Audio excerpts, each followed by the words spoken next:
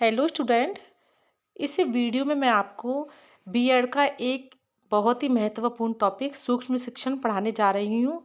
ये आपके समान रूप से दोनों ही वर्षों में उपयोगी है और ये क्वेश्चन आपको किसी न किसी पेपर में अवश्य देखने को मिलेगा।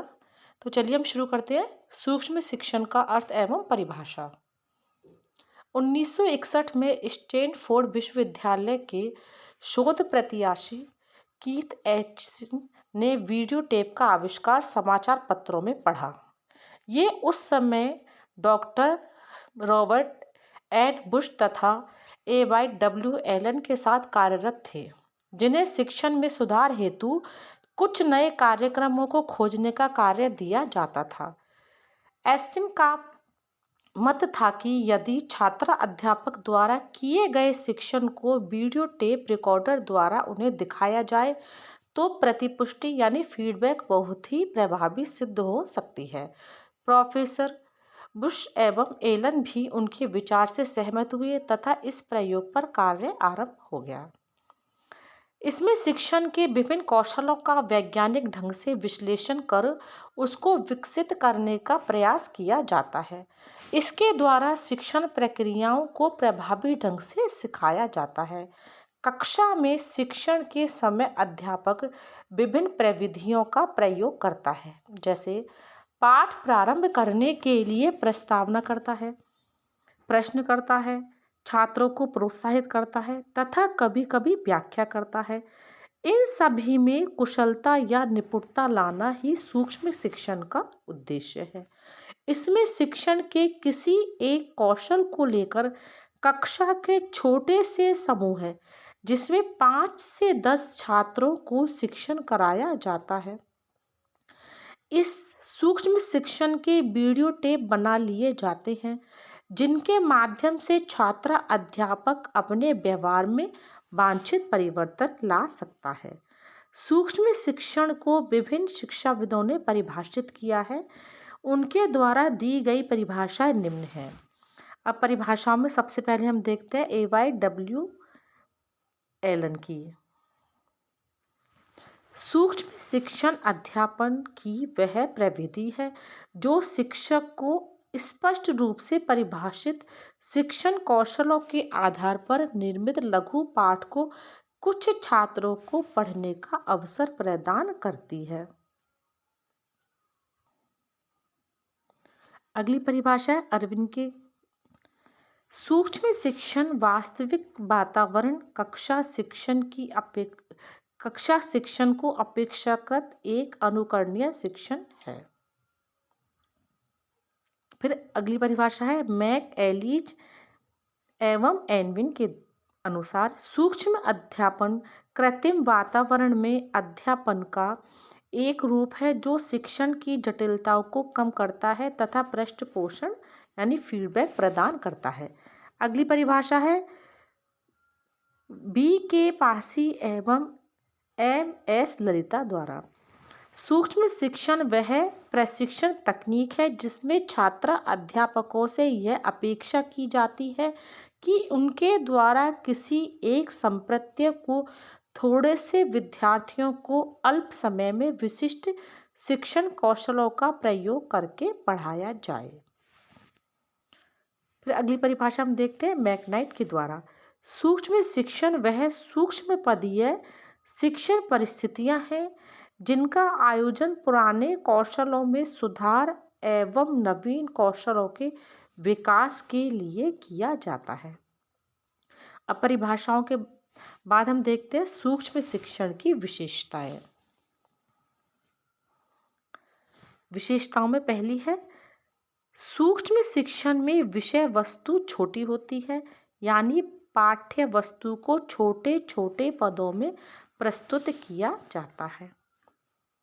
फिर दूसरी विशेषता है इसमें कक्षा का आकार सूक्ष्म होता है, यानी एक कक्षा में 5 से 10 विद्यार्थी ही होते हैं। फिर तीसरी विशेषता इसमें कालांश 5 से 10 मिनट का होता है। चौथी विशेषता है इसमें शिक्षण कौशलों के विश्लेषण का अवसर मिलता है। पांचवी विशेषता छात्र अध्यापक की सही क्रिया पर उसे पुनर्बलित किया जाता है। छठी विशेषता है कक्षा में जाने से पूर्व छात्र अध्यापक दक्षता प्राप्त कर लेते हैं। सातवीं विशेषता है इसमें छात्र अध्यापक को प्रत्येक कौशल में प्रशिक्षित किया जाता है। आठवीं विशेषता है यह कम समय में अधिक दक्षता प्रदान करने वाली विधि है। नवीं विशेषता है इसमें व्यक्तिगत शिक्षण की प्रविधि है।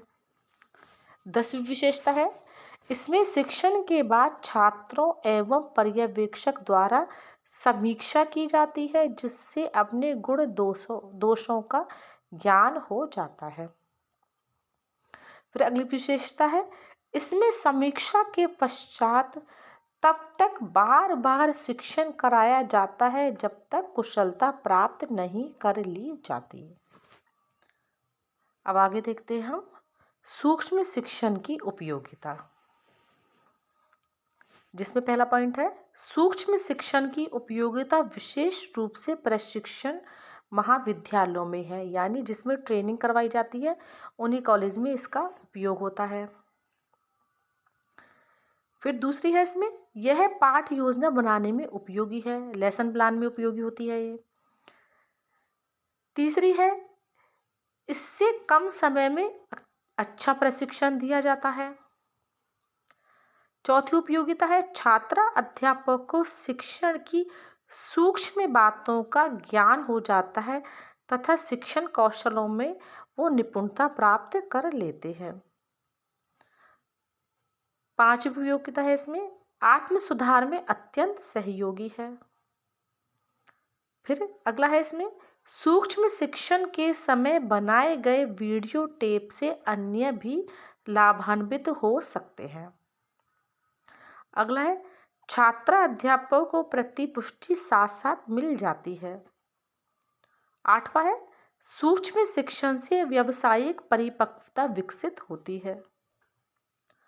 नवा है सूक्ष्म शिक्षण में छात्र अध्यापकों की व्यक्तिगत विभिन्नता पर पूर्ण ध्यान दिया जाता है।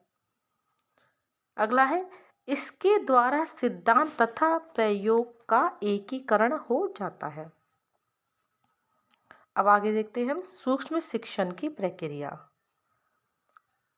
सूक्ष्म शिक्षण की संपूर्ण प्रक्रिया एक पर्यवेक्षक के पर्यवेक्षण में संचालित की जाती है, जिसके पद यानी जो स्टेप्स हैं वो निम्न है। इसमें फर्स्ट है सूक्ष्म शिक्षण का सैद्धांतिक ज्ञान। इसमें है सर्वप्रथम अध्यापक को सूक्ष्म शिक्षण का ज्ञान कराने के लिए सूक्ष्म शिक्षण का अर्थ, उसका महत्व, उसकी विशेषताएं, उसके गुण, उसकी सीमाएं, कार्य पद्धति तथा सूक्ष्म शिक्षण के लिए आवश्यक परिस्थिति व साधन का ज्ञान कराना चाहिए। अब अगला है इसमें शिक्षण कौशलों की व्याख्या। इसके अंतर्गत शिक्षण का शिक्षण कौशल घटकों के रूप में विश्लेषण, कौशलों की उपयोगिता का वर्णन तथा शिक्षण कौशलों में अध्यापक व्यवहार संबंधी घटकों की चर्चा की जाती है। तीसरा है इसमें पॉइंट विशिष्ट कौशलों का चयन। सूक्ष्म शिक्षण में एक समय में एक ही शिक्षण कौशल का अभ्यास कराया जाता है। अध्यापक को शिक्षण आरंभ कराने से पूर्व उस कौशल के विषय में संपूर्ण ज्ञान प्रदान कर देना चाहिए। अगला इसमें छात्र अध्यापक द्वारा प्रयुक्त प्रक्रिया। छात्र अध्यापक सूक्ष्म शिक्षण में इस संपूर्ण प्रक्रिया को पूर्ण करता है। अगला है सूक्ष्म पाठ योजना का निर्माण। इसके अंतर्गत अध्यापक किसी एक कौशल पर आदर्श पाठ योजना तैयार करता है। इसे बनाने के लिए अध्यापकों से परामर्श लिया जा सकता है तथा उससे संबंधित उपलब्ध सामग्री तथा पुस्तकों का अध्ययन भी किया जा सकता है। अगला है उचित परिस्थितियों का आयोजन। इसके अंतर्गत शिक्षण कौशलों का अभ्यास कराने के लिए उचित परिस्थिति का निर्माण किया जाता है। अब देख लीजिए, यह है सूक्ष्म शिक्षण चक्र, जिसमें सबसे पहले है पाठ योजना का निर्माण, फिर इसमें शिक्षण, फिर प्रतिपुष्टि, फिर पुनः पाठ योजना, फिर पुनः शिक्षण और फिर पुनः प्रतिपुष्टि। अब आगे देखते हैं शिक्षण सत्र। इस पद के अंतर्गत छात्र अध्यापक द्वारा किसी एक कौशल पर बनाई गई योजना को 5 से 10 छात्रों अथवा अपने सहपाठियों को कक्षा में पढ़ाना होता है। इसमें शिक्षण अवधि 6 मिनट होती है। पर्यवेक्षक तथा अन्य सहपाठी छात्र अध्यापकों का कार्य पर्यवेक्षण प्रपत्र को आधार बनाकर पर्यवेक्षण करना होता है। इस पद में यह प्रयास करना चाहिए कि छात्र अध्यापक के शिक्षण की वीडियो टेप तैयार की जाए ताकि प्रतिपुष्टि के समय उसका प्रयोग किया जा सके। फिर है पुनः पाठ योजना बनाना। प्रतिपुष्टि के आधार पर ही छात्र अध्यापक अपनी कमियों को दूर करते हुए पुनः पाठ की योजना बनाते हैं। इस कार्य के लिए उन्हें 12 मिनट का समय दिया जाता है। यानी पहले पाठ के प्रेजेंटेशन के टाइम पे जब उनमें जो जो कमियां होती है उनके प्रेजेंटेशन में, उन जो सारी कमियों को वो पुनः पाठ योजना में दूर करते हैं। फिर है पुनः शिक्षण। पुनः बनाई गई पाठ योजना के आधार पर अध्यापक पुनः उस पाठ को पढ़ाता है। इस पद को पुनः शिक्षण कहा जाता है तथा इसकी अवधि 6 मिनट होती है। फिर है पुनः प्रतिपुष्टि। पुनः शिक्षण के आधार पर पर्यवेक्षक तथा सहपाठी छात्र अध्यापक पुनः प्रतिपुष्टि देते हैं। इसके लिए भी 6 मिनट का समय निर्धारित किया जाता है। सूक्ष्म शिक्षण का यह चक्र तब तक चलता है जब तक यह निर्धारित कौशल में छात्र अध्यापक कुशलता प्राप्त नहीं कर लेता। राष्ट्रीय शैक्षिक अनुसंधान एवं प्रशिक्षण परिषद NCERT ने भारतीय परिवेश के संदर्भ में निम्नांकित रूप में शिक्षण का प्रारूप दिया है, जिसमें छात्रों की संख्या है 5 से लेकर 10 तक। छात्र, छात्रा अध्यापक अथवा वास्तविक स्कूल के छात्र, पर्यवेक्षक अध्यापक तथा सहपाठी छात्रा अध्यापक। पाठ की अवधि है 6 मिनट। कौशल एक समय में एक विषय वस्तु एक शिक्षण बिंदु।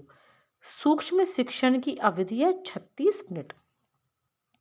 वर्तमान समय में सूक्ष्म शिक्षण अंतराल को निम्नांकित ढंग से विभाजित किया गया है। शिक्षण 6 मिनट, प्रतिपुष्टि 6 मिनट, पुनः योजना 12 मिनट, पुनः शिक्षण 6 मिनट, पुनः प्रतिपुष्टि 6 मिनट और कुल समय हो गया 36 मिनट।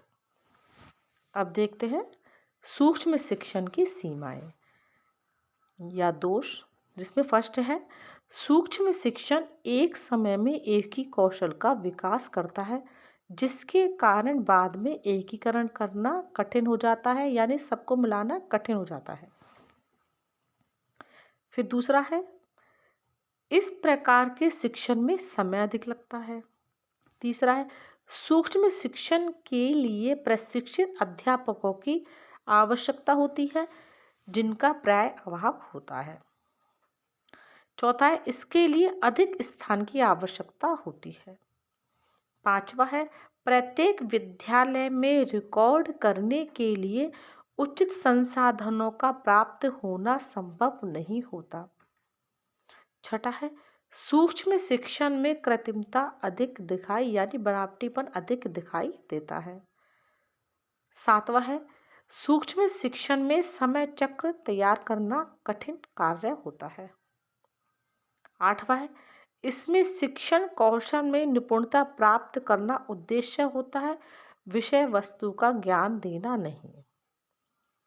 अब आगे हम देखते हैं सूक्ष्म शिक्षण तथा सामान्य शिक्षण में अंतर। इसमें पहला है सूक्ष्म शिक्षण में विषय वस्तु का आकार सूक्ष्म होता है, जबकि सामान्य शिक्षण में विस्तृत होता है, अधिक होता है। दूसरा है सूक्ष्म शिक्षण की अवधि 6 मिनट होती है, जबकि सामान्य शिक्षण की अवधि कम से कम 30 मिनट तक होती है। तीसरा है सूक्ष्म शिक्षण में वातावरण कृत्रिम होता है, जबकि सामान्य शिक्षण में स्वाभाविक होता है। चौथा है सूक्ष्म शिक्षण में एक समय में एक कौशल का विकास किया जाता है, जबकि सामान्य शिक्षण में सभी कौशलों का विकास एक साथ किया जाता है। पांचवा है सूक्ष्म शिक्षण में छात्रों की संख्या 5 से 10 होती है, जबकि सामान्य शिक्षण में छात्रों की संख्या 30 से अधिक होती है। अगला है सूक्ष्म शिक्षण में अनेक कक्षाओं की आवश्यकता होती है, जबकि सामान्य शिक्षण में एक कक्षा ही पर्याप्त होती है। सातवां सूक्ष्म शिक्षण में प्रतिपुष्टि शिक्षण के तुरंत पश्चात संभव है, जबकि सामान्य कक्षा में ऐसा संभव नहीं होता। अगला है सूक्ष्म शिक्षण में प्रतिपुष्टि सही न मिलने पर पुनर्शिक्षण यानी दोबारा से शिक्षण कार्य कराया जाता है, और वह भी तब तक जबकि छात्र अध्यापक निश्चित कौशल में दक्षता प्राप्त न कर ले, यानी जो कौशल वह पढ़ा रहा है उसको पूरी तरह से नहीं पढ़ा पाता है, तब तक वो उसको पढ़ाता ही रहता है। किंतु सामान्य शिक्षण में ऐसा प्रावधान नहीं है। अगला है सूक्ष्म शिक्षण में प्रत्येक शिक्षण कौशल के विश्लेषण का अवसर मिलता है, परंतु सामान्य शिक्षण में विश्लेषण का कोई स्थान नहीं होता। तो ये हो गया हमारा सूक्ष्म शिक्षण का ये पूरा टॉपिक हो गया है। आप सभी इसको अच्छे से तैयार कर लें। Thank you.